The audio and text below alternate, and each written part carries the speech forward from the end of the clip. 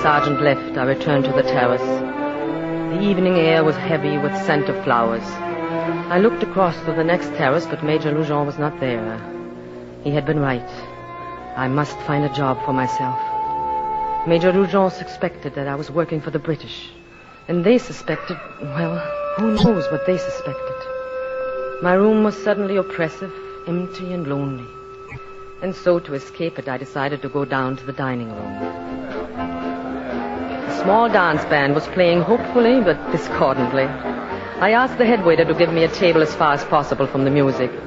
As I crossed the room, I saw two old friends, David McMyers and his wife, Madame tightly corseted in body and soul, fussing with cake and ice cream, and David McMyers drinking coffee, his dark eyes peering at everyone in the dining room.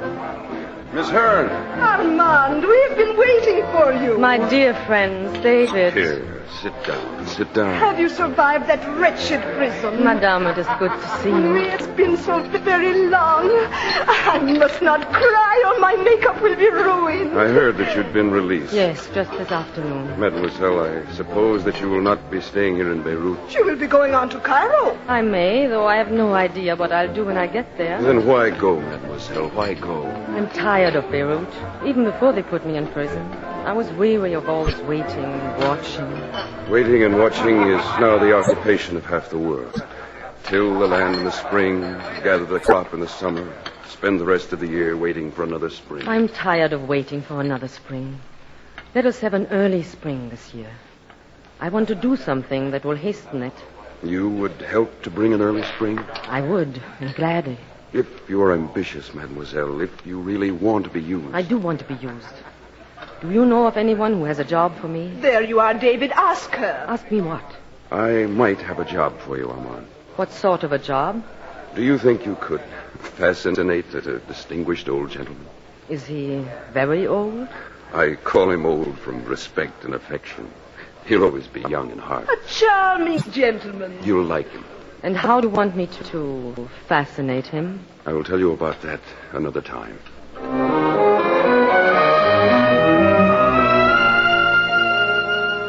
I did not know what had happened to David McMyers during those months when the French kept me in prison.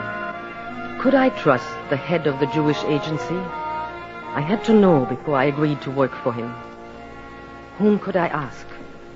Who would tell me the truth?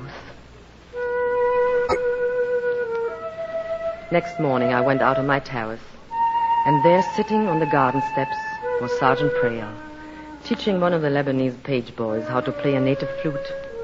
I hurried inside and downstairs through the hotel. As I came out into the garden, the page boy ran off, but the sergeant went right on with his music lesson. Did I frighten your pupil away before the lesson was finished? Oh, I wasn't teaching him. He was teaching me. He doesn't seem to have done a good job of it. Well, I'll keep the flute for a bit of practicing. Now then, were you looking for a page boy, Miss Hearn, or for me? Since you put it so bluntly, I wanted to see you. Well, if it's about that job, I've been making some inquiries, but as yet... No, it isn't about a job. I want some information. What sort of information? About a person, if you're allowed to give it to me. For you, dear lady, I'll be glad to overlook the rules. Whom do you want to know about? David McMyers. McMyers, so he's a good man. Thanked by generals, loved by his wife, liked by everyone. What would you like to know about him? Is he working for the British? For us, certainly not. He's too big a fellow for us to use, but he's trusted. No secret about that. Don't tell me that David McMyers has offered you a job. What if he has? Is that any concern of yours? Well, no, I suppose not. Not yet. Good day, Sergeant Merrill. Good day, Miss Hearn. She was annoyed at me, and without another word, she turned and went back into the hotel. Later that day, she started out on a shopping expedition. I followed at a distance, but finally lost her in one of the large bazaars. It wasn't too difficult losing the handsome sergeant. I slipped out a side entrance of the bazaar, hurried down a dark alley to another street, where I hired a carriage and drove across the city to the office of the Jewish agency. David McMyers was sitting at his desk, drinking his usual cup of black coffee. Could I offer you some refreshment?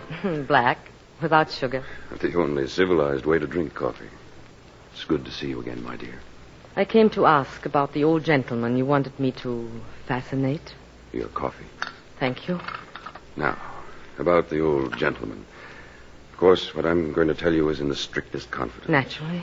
The old gentleman is the Sheik Wadir. Wadir? How much do you know about him? Only that he's a myth, a legend. He's also a mountain chieftain. Not rich, not a politician, just chieftain of a clan. And Sheik Wadir has been buying arms, rifles, machine guns, weapons of every sort. And you want these guns? We can't force Wadir to give them up. He will swear that he has no guns, that it's all a malicious rumor. But I think they might be taken away from him quite unofficially if only he got his money back. I don't understand. To put it quite bluntly, Wadir might sell his guns if the right person approached him. And you think that I am the right person? I do. Why?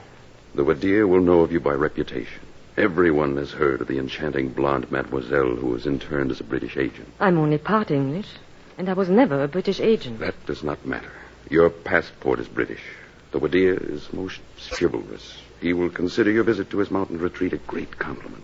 I have not said that I will go. Buying and selling guns seems to be the most awful crime. There will be no violence. You will be a charming visitor who comes to the Wadir with a business offer. I know the old boy. If you do not succeed, nobody ever will. But won't he think I'm being used to trap him? He will, at first. But you will quickly have his confidence. And then you can assure him, if you like, that it is no trap.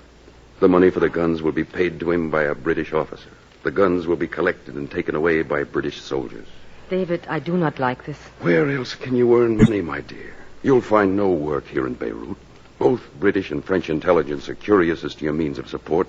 In fact, the Free French suspect that you're a Nazi agent. No, I detest the Germans. You can say that, but can you prove that you're not one of them? Even Sergeant Prale is suspicious. You know about Sergeant Prale? It is my business to know everything about everything. And do you believe that I'm a Nazi agent? I know, my dear, positively that you are not. You came out to the Near East to escape from the Germans when France was invaded. I flew here from Paris. With a certain Monsieur Calino, an airplane manufacturer. I was his secretary. When the French surrendered last year, Calino flew back to Paris, but you remained here in Beirut. I had no place to go. You are a lonely and a very beautiful woman, without attachments. That makes you the perfect emissary to deal with Sheik Wadir. Where would I find him? His headquarters is at Bat Shabab, a village high in the mountains of Lebanon. I will arrange an escort to drive you there. I have not said that I will go. When will you decide? I don't know. Time is precious, my dear. Phone me at the hotel tonight. I will have an answer for you.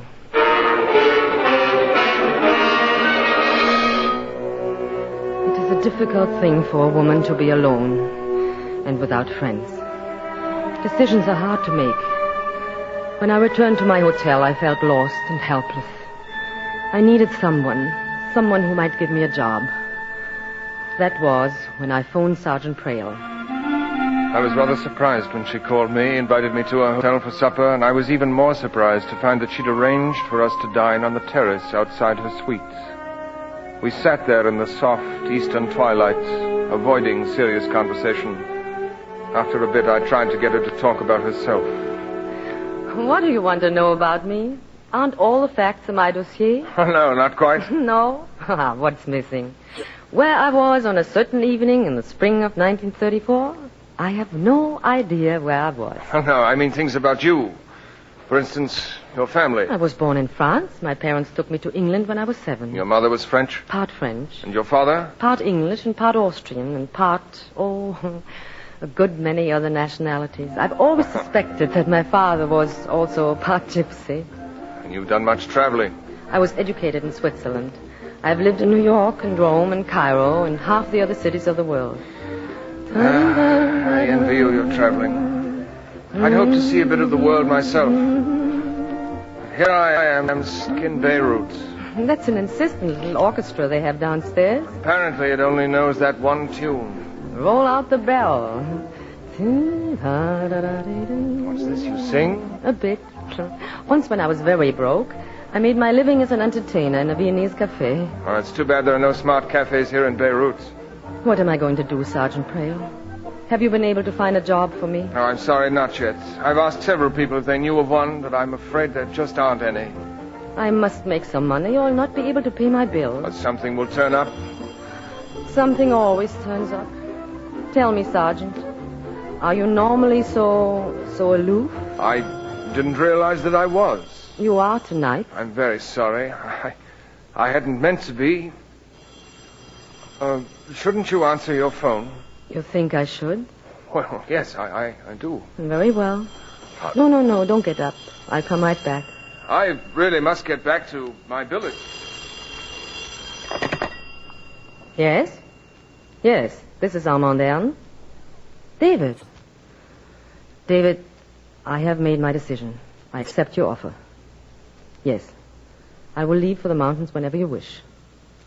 In the morning, I shall be ready.